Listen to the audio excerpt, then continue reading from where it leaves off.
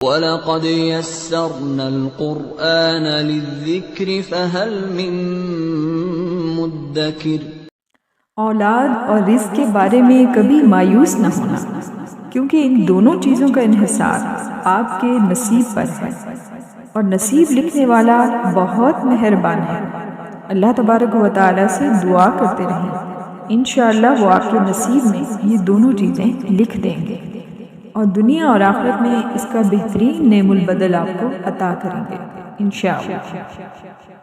حضرت انس بن مالک رضی اللہ تعالیٰ عنہ روایت کرتے ہیں کہ رسول کریم صلی اللہ علیہ وسلم ایک عورت کے پاس سے گزرے جو کہ قبر کے نزدیک بیٹھی رو رہی تھی۔ آپ صلی اللہ علیہ وسلم نے فرمایا، اللہ سے ڈرو اور صبر کرو۔ وہ کہنے لگی، آپ اپنی راہ لیجیے، آپ کو میری جیسی مصیبت نہیں پہنچی اور نہ آپ کو اس مصیبت کا پتہ ہے۔ تو اسے کہا گیا، بی بی یہ اللہ کے نبی صلی اللہ علیہ وسلم تھے۔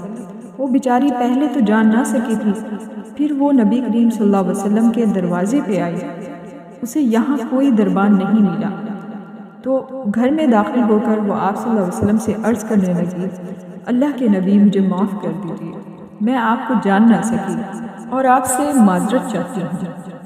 تو آپ صلی اللہ علیہ وآلہ وسلم نے فرمایا، بلا شبہ صبر مصیبت کی ابتدا کے وقت، یعنی جب بھی کوئی آپ کی طرف کوئی آزمائش آئے تو اس وقت صبر کریں، رزق کی آزمائش ہو، اولاد کی ہو، یا کوئی بھی معاملہ ہو، انشاءاللہ اللہ تبارک و تعالی بہترین اجر عطا کریں گے۔